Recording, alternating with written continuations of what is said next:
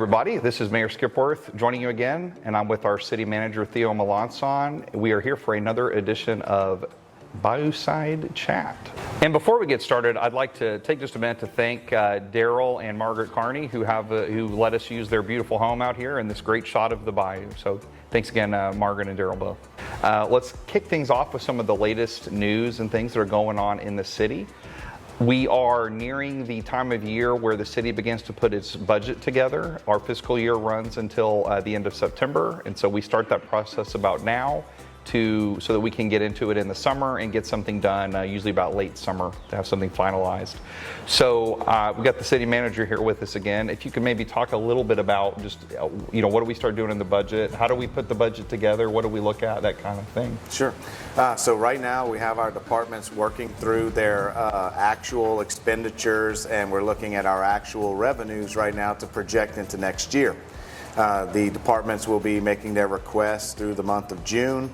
Largely in July, I'll be working with the departments one-on-one, along with our finance department. Harrison will be with me as well, and he'll be helping me work through trying to put together a good strategic plan for the year and look at our capital improvement plan, and so that we can have something to present to council in that late July, early August period. And then you'll see a lot of workshopping going on between staff and the council with an anticipation to pass a final budget before the end of September, and preferably maybe even a couple of weeks before that, just so that we can kind of have that tidied up and going into October fresh, and we know our budget, have a couple of weeks just to make sure that we've covered everything we needed to for the new budget year. Now I know in this fiscal year, so the budget we're currently operating in, we've really tried to dedicate ourselves to providing more customer service, more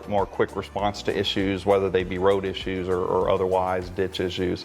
And so I know that we have added some positions. So how are we able to do that? What is the financial situation like right now? Mm-hmm. And so where are we at, and what's allowing us to do those kind of things? Yeah, so one of the big things that's been great for the city is that our sales taxes have increased basically year to year about 30%. It's still over 20% accounting for inflation. So what that has allowed us to do is to really work on a lot of the ditch cleaning, road repairs. A lot of that was also worked out through our management district working with us as well. Another thing too is that many of the positions that we created, the majority of those positions were created during the budget season to help alleviate the backlog of work that needed to be done in public works. So we created a new supervisory role with a whole crew of staff there. Many of the other roles in the city were not new positions, they were reclassed positions. So we had a director of community development position. And so when we filled it, we reclassed it to an assistant city manager because we were going to add some extra duties to that role. I know that position has really been vacant since I got on to council in 2019. So that's been a long time vacancy. Yeah, and that's our planner position that we were having issues. So actually what we did was we reclassed that to a senior planner position to make it a little bit more competitive in the market, and also to find someone who had more experience than what a general planner would have. We wanted someone with more years of experience, and by reclassing it as a senior planner, we were able to bring on a planner who had several years of experience, as well as a geographic information system mapping experience as well. So that really worked out well for us. So yes, we have created a couple of new positions. One of those is the creation of our information technology department. That department was created largely by in-housing many of our processes. We were paying a pretty large amount of funding for contractors to do the work, and so now we're bringing that in-house, and that will allow us to have a little bit more quality control by having that with staffing. Another area is our communications arm of the city. That was something that was actually a major topic of discussion with the council during budget season, that they wanted to have this position created, and because we needed to have more outreach in the community. So that was created with council's priority listing in mind. So basically things like this, what we're doing right now. Yes, absolutely. Would be part of that, yeah. Yeah, so Sales taxes are strong. Our property taxes, if everyone remembers, we did cut the tax rate by 7 cents, which was great for everybody because that was an actual tax cut to the average homeowner in the city of Dickinson, and we were able to do that largely because of the strength of our local economy, as well as really reworking and in-housing several functions such as janitorial services and lawn services that could be done with the staff that we had. So through that budget process, we were able to find some savings and also add some positions that were desperately needed to make the city better and for us to have a better customer service aspect to what we do.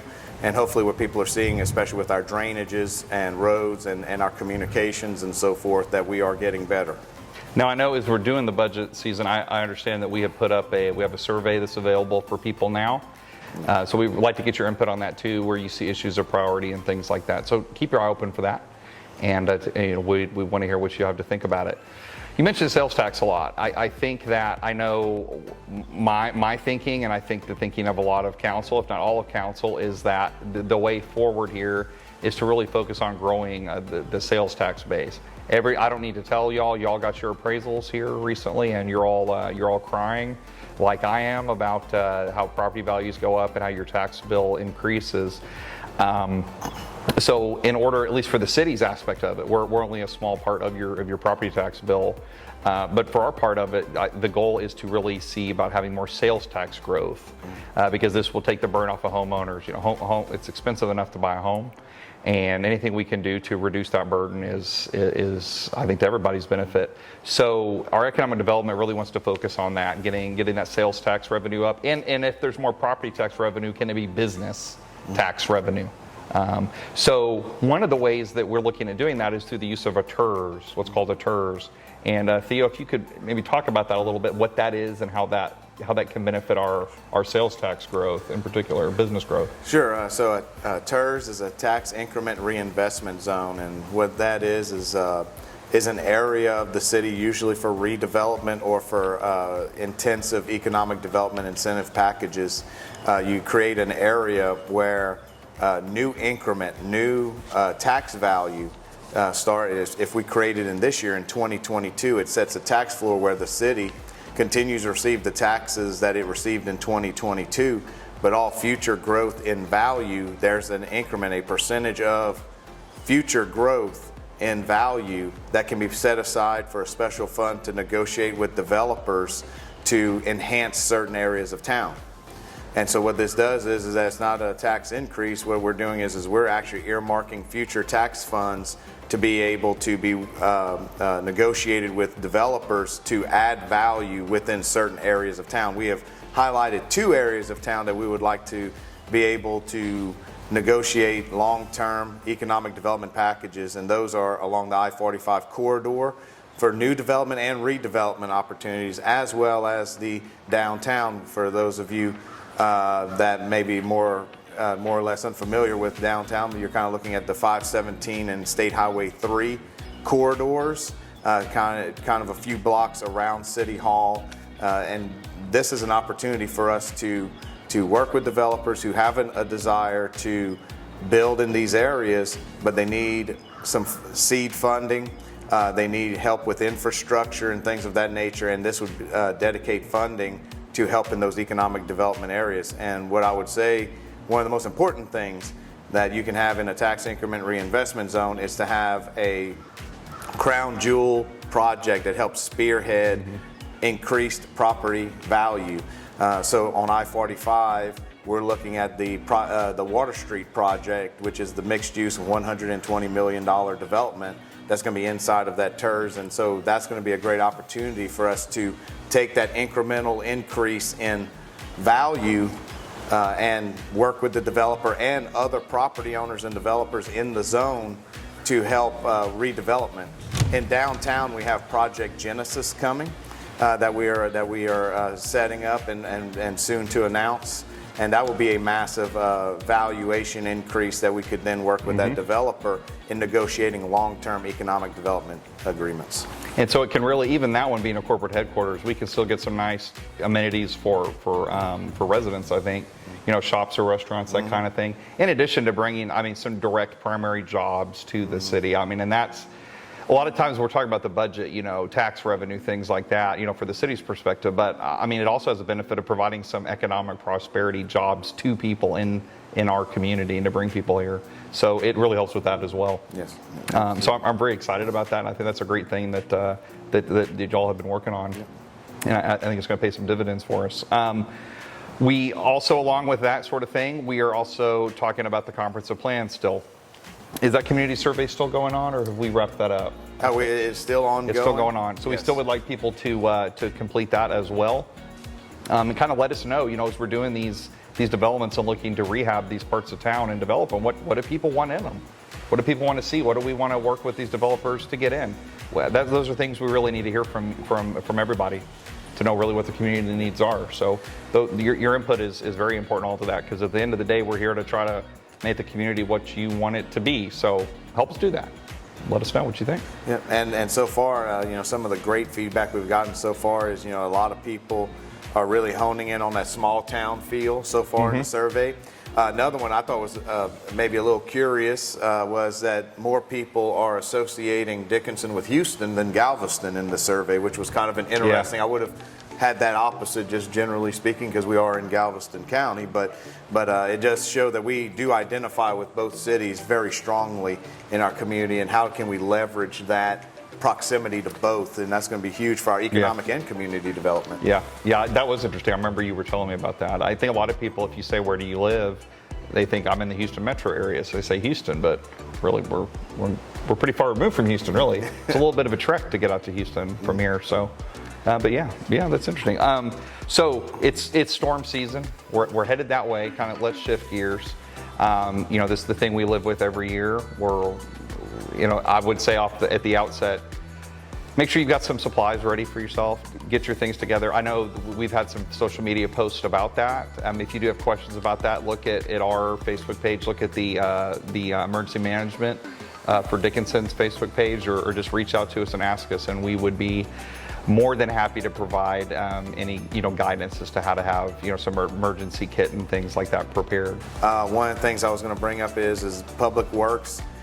Through their work, as well as a couple of contractors, we've done a massive amount of work to prepare for hurricane season. If you've seen over the last few months the work we've done in our major estuaries onto Dickinson Bayou, and if you've seen a lot of the ditch cleaning we've been doing in areas of town, we are preparing for hurricane season. We want to be as resilient as possible, and I do want to give a kudos to Public Works and our contractors that are working with them as we've worked on culverts and drainages all across town. Yeah, there's been some pretty dramatic work. I know, I think I-45 now, several back in January, covered some of the work we were doing in Moore's Edition. But I know we've been doing other places as well. I actually asked later this afternoon, I was going to take you and somebody from Public Works out to go look at another part of town that could use some work. Yes. So that is really an ongoing effort, I think. And people have told me that they've noticed, and look around and take a look. We haven't been everywhere, but we're getting around. So definitely an improvement than I'd say where we were a year ago, no doubt. And also, just for everyone to know, as we're getting ready and continuing to work toward becoming more resilient, coming up at our next council meeting, we will be executing contracts for the West Gum Bayou flood mitigation project, which will add 2 large detention ponds and a dredging of West Gum Bayou around the both school campuses. So that will help immensely in future storm events. I want to thank the county and school district, because without their cooperation and their agreement to allow us to you know, have construction easements on their property, this project could not have been done. So we're very excited. It's going to be about a $4 to $5 million project, depending on scope of work, but it's going to really help the east side of town greatly. Round 2 is we're actually about to submit an application to the Hazard Mitigation Grant Program to do about a $10 million project to do dredging westerly on West Gum Bayou and continue that project forward. So hopefully we can announce in the next several months that project will be awarded as well. Where are we at on the big project on Hughes Road? I know we're still in the planning stage. Yeah, so what we have, we're working on bids. We have scope of work that we're working on, and we're trying to get routing figured out. And then what we'll be doing is we'll be moving into the construction phase before the end of this year. So I guess lastly is we've had so many elections lately. We had primary elections in March. We have local elections on election day this Saturday. Then there's more primary runoff elections in a couple weeks. This is the time of year where people get some election fatigue, I think, but it is important to go vote. Election day is this Saturday from 7 to 7, and I believe in town we have 2 polling places. Is that right? The normal place, the Dickinson Community Center, and also City Hall. Both of those places will be open 7 to 7. Come out and vote. There are some state constitutional amendments I'd urge you to look into. Depending where you live, you may have some other positions for drainage districts, things like that. I encourage you to look into those. And then for City Council, we do have one contested race between Mr. Linton and Mr. Juneman. I know that there was a candidate forum last week. I believe if you go to the Chamber of Commerce's website on Facebook, there is a recording of those that participated in it. And please go out and vote. We always have really low turnout, and as I can attest, every vote counts. So please go out and vote if you can. I think that's about it. As far as what we've got for this time, is there anything you wanted to add as well? Just real quick, I was going to bring up, we do have some spring cleaning opportunities for those of you out there who are looking for it. A lot of people don't know this, so I want to make sure people are aware that every first Monday of the month, from 7:30 a.m. to 10 a.m., the Public Works Department takes tires for recycling. Oh, awesome. Okay, so every first Monday, 7:30 to 10, we will take up to 4 tires. If you have a stockpile of tires, it might take you a couple of years, but just know you 4 at a time, but every month. We do offer that as a service to you. Please do take advantage of it, because it's there for you. Also, Galveston County is hosting a heavy trash day, May 20th and 21st at Bayshore Park. So please, if you do have some heavy trash that you need to dispose of, and you live in Galveston County, if you're listening to this and you're not a resident of the city, that's okay. Please do get your trash out to Bayshore Park May 20th and 21st. Okay. And just in case we don't have another one of these, I'd like to congratulate everybody graduating this May, whether that's here locally from Dickinson High School, or if you're graduating college somewhere. Congratulations to the class of 2022. You got a relatively COVID-free existence this year, so we're happy for that. And apply for our internship. Yes, and that's right. And we do. If you're in high school, we're having a summer internship. It's a paid summer internship. Yep. Like $14 an hour, not too shabby. So if you're interested, get some good experience, and come out and do that. Yeah, or probably if your parents watching. So parents, tell your kid they're doing something this summer constructive. Anyway, well, all right. Well, thanks again for joining us, everybody. And the breeze is really picking up, so I think it's time for us to go. So hope everybody has a great and safe weekend. Thanks. Thank you.